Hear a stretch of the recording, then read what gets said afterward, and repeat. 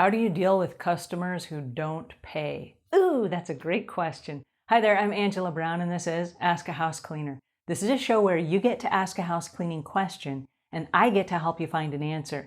Now today's show is brought to us by mycleaningconnection.com, and there are a whole bunch of resources on there where you can find answers to questions and problems and things like billing and collecting and software for collecting and different apps and all these different things that will help you grow your cleaning business. So check it out at mycleaningconnection.com. If you scroll all the way down on the main page, there are a bunch of partners that we have, and those partners have offered deals and discounts to you, to our cleaning community. So make sure you click on those, you follow those links, and you support the vendors that are supporting us as house cleaners.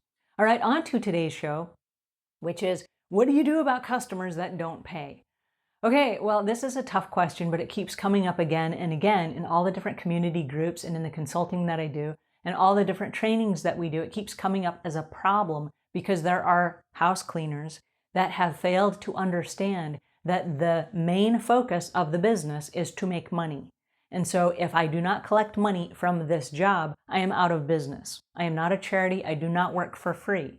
So when you go to a customer's house, you can be fun and you can be likable and charming and all of these things, but you have to have a conversation from the customer on the very first walkthrough that you have with the customer about payment.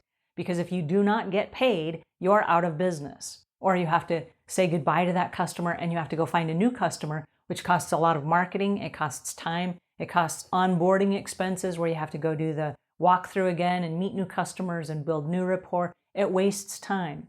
So it's easier to take the existing person in front of you and say, listen, I am not a bill collector. I am a house cleaner and I'm here to do an amazing job on your house. But here's the catch. If I don't eat, then I can't clean because I have no energy. So I must get paid for the job that I do. And the customers laugh and they go, yeah, that's funny. Okay, cool.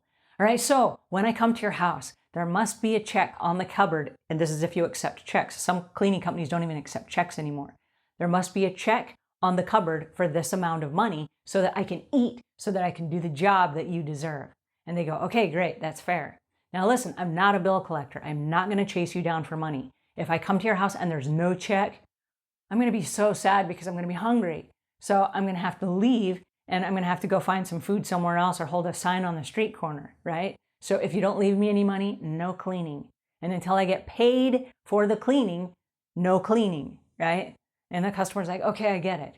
Now, if in the event something happens, because sometimes something happens, if something happens and you forget to pay me, I'm going to text you and I'm going to say, hey, there's no money. And you're going to say, oh, I can't believe I forgot to pay you. And then you're going to send the money via PayPal through your smartphone.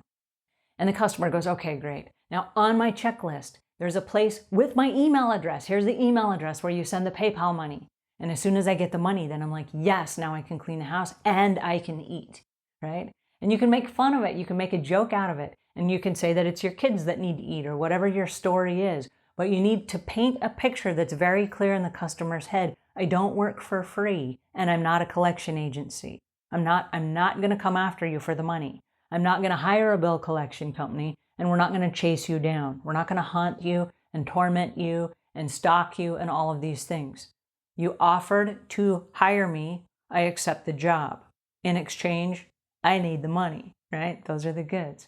Okay, the business is called cash on demand, C.O.D. That means I do the job, you give me the money, right? So it's at the time of service. These are not 30, 60, 90-day terms. Now in commercial cleaning, which is very different from house cleaning, you do have terms. And the terms are 30, 60, 90 days. And so you have to figure out how you're going to eat during those 90 days when a customer is very slow to pay because you still have employees that you have to pay for. You have vehicle expenses, you have insurance, you have bonding, you have supplies, you have uniforms, you have overhead, you have a bunch of stuff that you have to pay for even if you're waiting 90 days for a payment. And then if your commercial accounts don't pay, then you do have to hire a collection agency or whatever. So the easiest way to do it is to get your money upfront. Now, there are lots of software programs on the market, and we have lots of them listed on mycleaningconnection.com. So go over there and check it out. but you can add one of these portals to your website where a customer can go on and they can create their own estimate and say, these are the rooms I want you to clean in my house. And a price pops up and it says, this is how much it's going to be. And then they enter their credit card information. And then you take that information and you're like, hey, I've already been paid. Then you go and you do the job. If the customer is not satisfied, then you hit the little refund button and you give their money back, or you go back and clean. But you've already collected the money up front. Now what you may do is you may say, I get the money up front and I will hold your credit card on file. And when I text you the confirmation the day before, I will text you the amount of the cleaning. Or you can do it after the job is done and say, you already have the credit card on file, so you're going to charge it for something. But you send the customer before and after pictures. And again, there's software that allows you to upload your before and after pictures. The job was complete. Here's the total price of what it was. And I just charged your credit card. Thank you so much for the business. So there are ways of doing that as well, but then you get paid and the customer knows how much they paid you if the price changes. And I recommend the price not change. Agree to something that the customers can budget and something that you can budget. Because that way you know how much you're getting paid, they know how much you're getting paid, and then there's got to be a cutoff point. So if we come into your house and there's a whole bunch of other things going on, I'm going to have a quick text to you and say, whoa, there's a whole bunch of other stuff going on today. What are the priorities? What did you want me to do today? Because I'm not going to be able to get to everything based on the time that I've allocated and the time you're paying me for at your house. And so you have to have those agreements. But as long as you keep the customer in the loop, they're not going to run off with your money. Because it's not that customers don't want to pay you. Sometimes they don't know how much they're supposed to pay you. Sometimes it's not clear. And there are house cleaners that every single cleaning, their price changes. Whoa! How can anyone plan for that? It's super expensive, right? It's like going to the grocery store and not knowing what your budget of the week is and just filling up your shopping cart with all sorts of stuff. Then you get there and it's $100 more than you were expecting to pay. Whoa, I'm going to have to put some of this stuff back.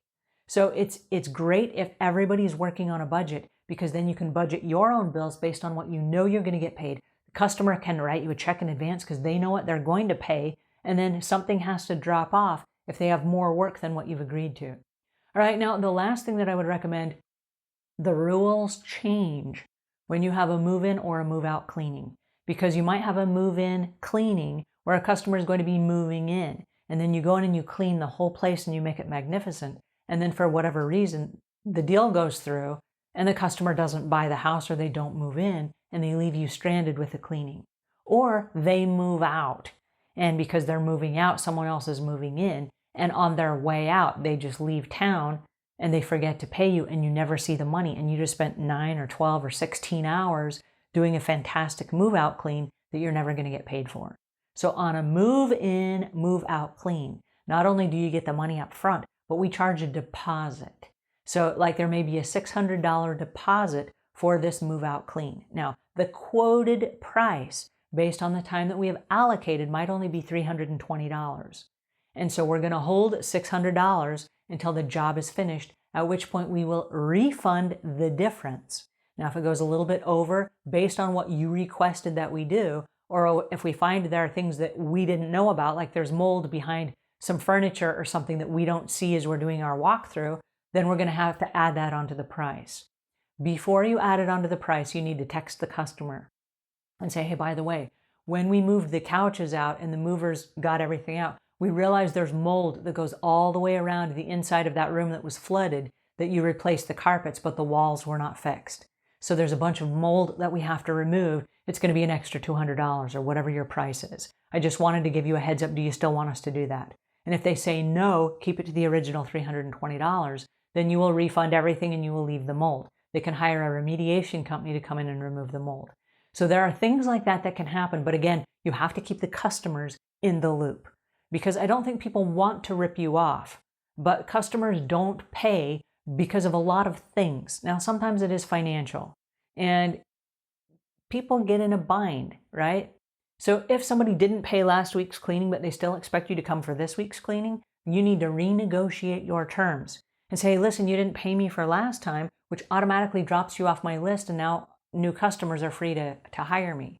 No, I really want you. I just screwed up. I didn't transfer the money from my bank account, or I ran out of money, or I got fired from my job, or whatever. Things will happen. And so then you may want to negotiate, and this is on a case-by-case basis. Okay, so here's what happens. I charge $200 for your cleaning. You owe me $200 for last time. So cash on demand, you pay me $200 for this cleaning, and we will split the $200 up from before into 4 payments. So this week you give me $250, and that will cover $50 from the $200 that you owe me. The next time it's $250 for 4 times, and then that one particular cleaning is paid for. I will only do this one time, because you don't want to train your customers to get in the habit of saying, well, she'll split it up and she'll let me make payments. No. I'm not a bank. I cannot finance this for you. I am not a bank. I will do this one time because you are a loyal customer and because I want to keep your business. That's it. I'm trying to help you out here. But again, if I don't eat, I can't do the cleaning, right? Or I've got kids to feed, or I've got school, or I've got whatever it is. So if the customer is reminded that you do have bills to pay, because they are your income. Their paying you is your income. This is how you make your money. And so you can't just give everybody a free pass and you can't finance people. You might do it one time for one customer, but do not get in the habit of doing that on a regular basis. But you might work with them in order to keep their business. Alrighty, that is what you do when a customer doesn't pay. You take full responsibility and you revise your program so that never again do you forget on a walkthrough that you need to clarify with the customer up front about the money and the terms. Because if you don't get paid, I'm sorry, but you're out of business. Alrighty, that's my 2 cents for today, and until we meet again, leave the world a cleaner place than when you found it.